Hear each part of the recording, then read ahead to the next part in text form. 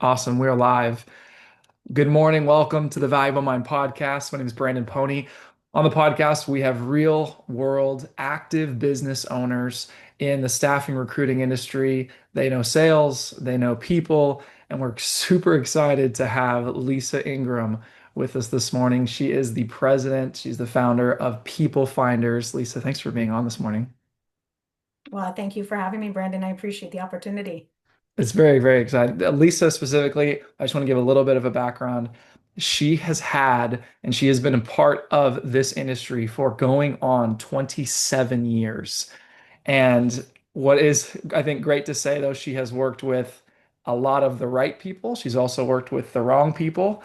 And between both, she's got some incredible insights, incredible perspective, and she's learned to really do it right this time. Her active business has been around now for coming on 2 years, right? Hmm.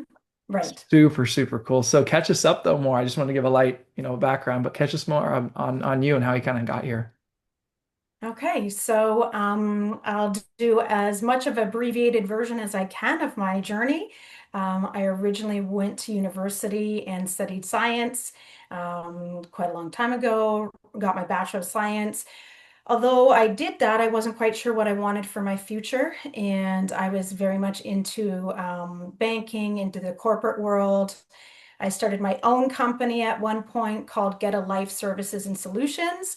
That was about organizing and saving people time with being better organized at home and at the office. While I was launching that business, my mom, who's a CHRP from the human resources world as a director for a large pharmaceutical company, she ended up being severanced off and started her own company in staffing. All of her friends that also worked at that company said, "Hey, Marianne, I'm going to, come on board as your client." My mom got busy very quickly and asked if I wanted to go and work with her. 20 years later, she wanted to retire. We sold the company. I went and did a few other things. Those other things did not work out. And so I thought, you know what? I want to do it myself again. My mom was my mentor, integrity, transparency, communication, people focused, hence my name, People Finders Personnel. And I wanted to do it right. And when I was working for other people, I didn't quite feel that they were in it for the authentic reasons that I'm in this industry for.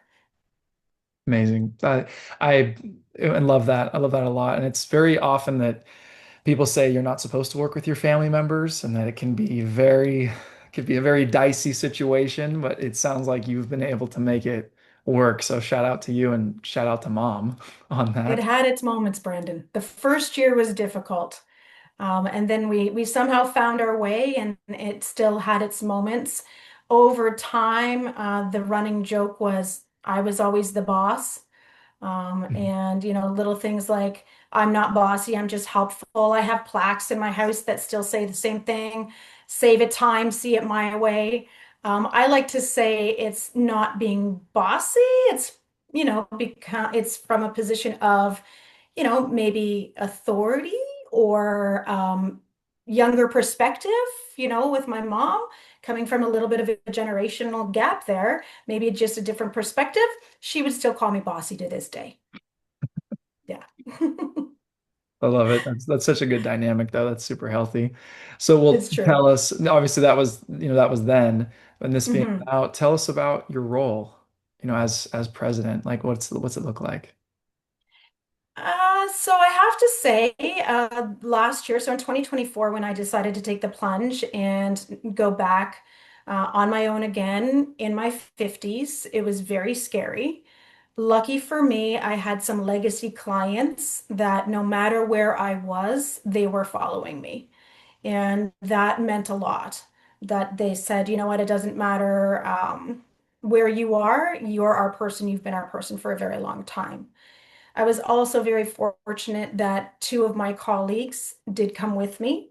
So I not only had client support, I also had the support of, I would say, colleagues because they never directly reported to me, but I was very hands-on in working with them previously. So I was fortunate in both ways. We also, used all the same technology we were familiar with. So in terms of structure, it was very important to me to keep things as familiar as possible when trying to start a new business.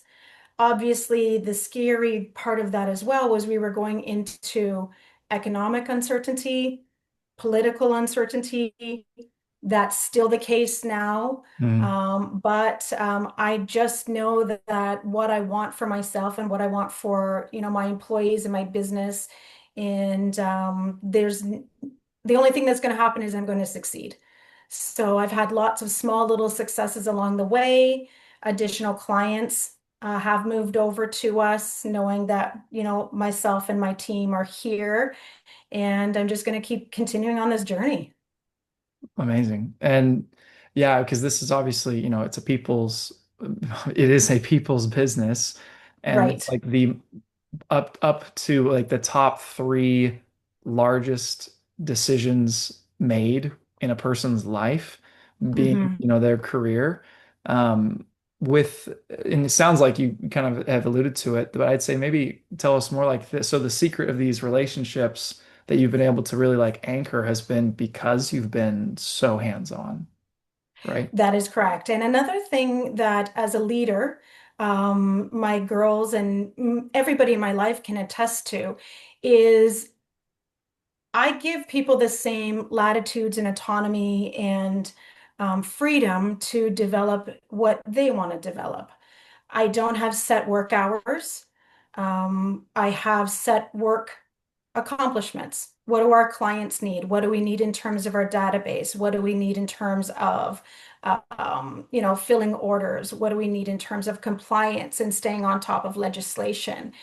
So as long as everybody is on board with what the goals of the company are, and with what I expect from a client management, and I don't mean just the clients that pay us for our services, I mean our talent. The people that make us our money are also our clients. So there always has to be a level of respect in terms of communication and transparency both ways. We're sort of that middleman, right? We're that middleman between what our clients need and what people need in terms of work and security. And sometimes in this industry, it is met with promises that companies don't necessarily know to be true. That is not who I am, and that is not who my employees are to be. Even if we don't fill an order or we don't,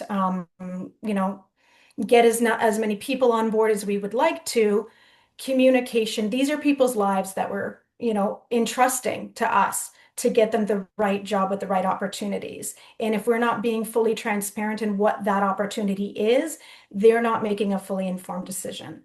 So that's who I am, and that's who I expect my people to be. And they are those things. And so I trust them. Yes, we have meetings, yes, we have check-ins, but they have full autonomy to schedule their work the way they need to. And, I have a pulse on everything. So if I see something or I get a feeling about something that maybe I need to step in, and they don't always need to ask, they will ask if they're struggling. I will ask them, what's the status, what's happening here, and give them the opportunity to request additional support. Yeah, Amazing. Amazing. You made me think of one of my favorite books is The Speed of Trust. And right. that's the premise is that, yeah, the fact, like, if there is mutual trust in an organization, in a company, that the operations processes can run so much smoother when there is that, like, I trust you to take care of XYZ and just have that mutual, that's very, and it's unique. It's hard to acquire that and to give that, of course, but Right, it sounds like you're doing it very, very well. You mentioned just earlier though about specifically being licensed. So in right, Ontario, we speak to, business owners, in your industry all over the world, and right. that's very, very unique. So tell us more about that. Well, that came into place over the years of in regards to really the temp agency side. So when we send people out to work, we're the employer of record and they go out to work at our client. So we're the people that payroll them. We're the people that, are technically in charge of their file, their employee file. T4s, which I believe are W-2s for you guys, records of employment when they're no longer working for our company, health and safety training, all of those things that say, hey, we've prepared this person on our behalf to go work somewhere where we're not monitoring them and we're not managing them on the job.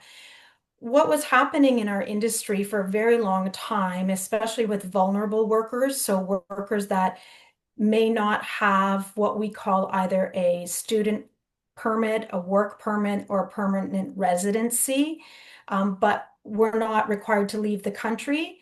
There's that um, underground cash economy.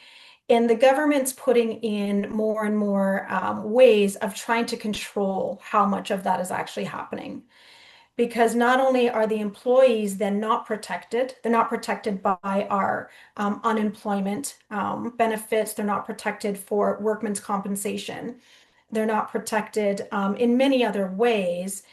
We have overtime rules that they're just being paid straight time without overtime rules because they technically aren't working. Hmm. So Ontario has mandated that all agencies for temporary help as well as recruitment is for very different reasons. So I'll only speak on the temporary side of things, to protect those people and protect our businesses. And with legitimacy and compliance comes I pay my required taxes as a corporation. The employees pay their liabilities as into our programs, into our country. And without, trying to eliminate a cash economy, that means that those funds are going into the government to hopefully help our country and our province. And although it's a great thing, what I'm finding is, yes, it's great to be licensed. It's great to tell my clients, I have your back. I have your back in safety. I have your back in compliance. I have your back with everything that we do that our legislation says that we should. The problem is that the government needs to audit it. So, yes, you can easily audit licensed agencies, but what about the ones that are still operating that didn't license? Hmm. So they're not there yet. The licensing only came into play July 1st of 2024, where Hmm. you had to be licensed in order to operate as a temporary staffing business. But to my knowledge, they haven't started auditing the process. So is it a step in the right direction? Absolutely, for legitimate business owners. Yes, but there's more work that needs to be done for sure. Wow. But and you can see it's the hand holding, it's the watching the process as you've had relationships be so strong over the years, like you could see that it's in everything you do. That's amazing. Right, absolutely. And not even just from a, yes, it's mandatory perspective, but like from my people perspective, I'm generally an empath, I'm a giver, I trust people. Some of those lessons, those hard lessons have been learned over the years. Right? Like we all do. We all have our story, we all have our unique happenings that teach us very valuable lessons. Hopefully in my 50s, I've learned most of them, but I Right. hope to live another 40 or 50 years. So there's probably more to be learned in business Absolutely. and personal. Absolutely. Trust but verify. Like Right. in everything we do. Yes. Right. Yes. My one of my favorite quotes, I don't remember who said it, but it was like I personally would much rather be in a bad deal with a good person than in a good deal with a bad person. Um, I've never heard that before. I'm going to adopt that. Thank you. fair. We totally agree on that for sure. Right. It's Yeah. it's monumental, and I've been in both situations as you have as Mhm. well. And Right. gosh, like the amount of there's no amount of legal, there's no amount of paperwork that basically can safeguard something like that or safeguard someone that has bad intentions and don't have That's time true. for it at this point, like the industry itself, Right. it's so volatile and being, Yes, the best thing is the people and the worst thing is the people, I think. exactly. That's so Both. true. That's true. Absolutely. Yeah. Well, we've Yeah. been we've been talking about, people finders, obviously. Tell us like your like bread and butter for people finders and share us a success story. Yeah, sure. That would be great. So I did continue along the lines of where our real niche is temporary staffing Hmm. in pharmaceutical companies. Obviously, that's directly related to where my mom started back in 1998. It was working on behalf of pharmaceutical companies, manufacturing companies, warehousing and logistics. So that's who mentored me. That's the understanding that I have of how best to serve and who best to serve. And so one of, I think, People Finders Success Stories is one of the companies that did come to us from our previous employment arrangements called Service Door Industries. They're very labor focused. It's production, it's manufacturing, it's warehousing and distribution. And there's a high turnover, and not because they're not a great employer, they are a great employer. It's that they teach people the skills, and then sometimes those people take those skills and move on to do other things. Maybe they get a new certificate of or license of any kind. And we've been very, very successful at supplying those people that end up getting those permanent jobs and end up coming off of our payroll and onto their payroll. And as of this coming Monday, 6 out of 11 people that were working with them through our company are being offered permanent jobs. So that's more than 50% of the people we have. Amazing. And like we've earned our money on that. Those people have worked the required hours. We're thrilled for them. We're thrilled for our client to be able to say, hey, these are now our employees. We can offer them even more benefits, anything else that comes with the employment arrangement with them. And Wow. we'll just continue to do what we do and hopefully get lots more people gainful employment. Amazing. Amazing. That's Yeah. amazing. Yeah, congratulations. That's a Thank you. huge win. That's a huge recent win. We with the like these crazy speaking kind of shifting gears a little bit about like Yeah. trends. You've been in the industry for so many years. You've worked Right. in that field, but obviously, different capacities. You've changed Hmm. roles Right. throughout. Like, what were some, I guess, what was some of the, tell us some, maybe a lesson or two that you've learned since this. Uh, Probably the one that you mentioned about sometimes putting a little too much trust in the wrong places or the wrong people. Mm, More so after my mom and I sold the company. So we sold our original company back in 2018. And I went and worked for other employers at that time. And they didn't see things the way I saw them. And I think from their perspective, they would have thought I was just trying to continue control. It mm, was never about control. It was always about knowing my clients and knowing what we needed as an organization to retain those clients and retain the the reputation that my mom and I had in this industry. And that was difficult for me because I had to take a back seat knowing that this perhaps wasn't the best way to go. mm. And eventually, that's how I found my way back to being an owner operator, to founding my company again. I needed to get back to the person that I know I am and how to run this business. I think my challenge now is keeping up with software, AI, technology, automation. We just needed to scramble and get our company off the ground, my company off the ground. And now we're in a position where technology is happening fast. And we thought it happened fast back in, the 90s and the 2000s, but it's unbelievable what is coming at me now. And so I'm in a position where how do I choose?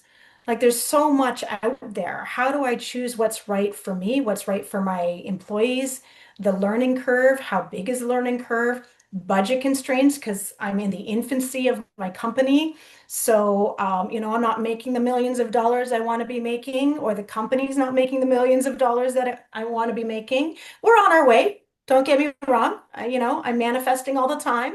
I know I'll be successful. I know I have a voice in this industry and how this industry should run. And I'm hoping that lands with people. But technology is one of those things that I really have to get tackled Mm. sooner than later because I don't want to be left behind. Even though I'm in the people business, I don't want to be left behind where technology helps my business. Right. It's Yeah, crucial. That makes a lot of sense because yeah, you've seen all this different the growth in the, like 2007 and the explosion and then the iPhone and right, obviously the internet and just how and the speed and then COVID with now going remote and everybody's right. most of jobs are more than half. It's something the statistic is crazy off the charts of remote workers, all over the Yeah. world has been a thing, but absolutely, I see that. Yeah, and that's what I see obviously in our business for sure. It's really for like our clients, it's been a temperature thing. Like it's a slow temperature that we would start, and then kind of like turn up the temperature of how much Hmm. automation or how much they really need and how much they want without sacrificing like the soul of the Right, business or the human element that is so needed right. because we get the robocalls, we get the robo messages, and it's Yes, automatically just swept to the side. But if we can keep the authenticity, if we can keep the real and automate the things that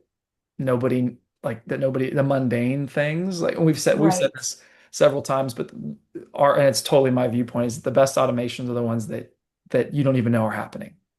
You don't even right, just like, oh, Lisa's here. How is she here? How she has all this right, stuff going on. She has all this stuff in the back. Like how is she answering every call and being able to be right. present and Well, like because it's Lisa. No, I'm just exact kidding. that's true.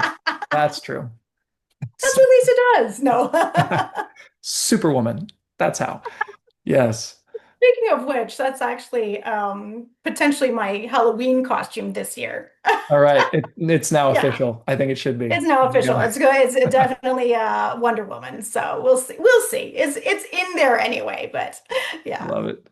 That's so awesome. This has Mhm. been this has been really, really cool. Lisa, tell us before we forget, how do we get in touch with you? Okay, so like any company, any person, I can be found almost anywhere you look. Instagram is People Finders, which is PPL Finders. People Finders Personnel is the company page on LinkedIn. Lisa Ingram is just, how you find my personal profile on LinkedIn. And then the website is pplfinders.com. So you can find me almost anywhere in some form of People Finders Personnel or PPL Finders. You'll find me. Amazing. Perfect. And we will have them linked in the description. Okay, perfect. Lisa, thank you so much for the time. I wanted to respect your time, obviously, as being an active business owner. But is there any other thoughts that you wanted to share before we close out? I think just one of those things that I've realized lately is also the community that you have supporting you. I couldn't do this alone. I couldn't do it without originally when I started People Finders, I had a partner, and he was a great help. That was a temporary situation where once I was off the ground, I now do own all of People Finders. My friends, my family, I'm out there with, networking and meeting lots of wonderful, wonderful people. And honestly, Brandon, I couldn't do it without their support and love and cheerleading. Another really great thing, and I know we touched on it before we were recording today, I am a big workout person. I met some of my most favorite people going through a personal situation back in 2018, 2019, and I just became addicted to the feeling of the gym, the health of the gym, the people of the gym. I am an avid weightlifter. It's great for my physical, it's great for my mental, and it's great for my heart in terms of not just the physical heart but how I feel with these people around me. They've been nothing but supportive and loving, and some of my biggest cheerleaders along the way. Amazing. Back to Wonder Woman. Right? That Yeah, is back so to Wonder cool. Woman. Yeah, same. My wife and I, same. That's amazing because Yeah. it's a must. It has to. We have to go to the Yes. gym. We have to go. My wife goes usually about 5 days a week, and oh my gosh, it is a must.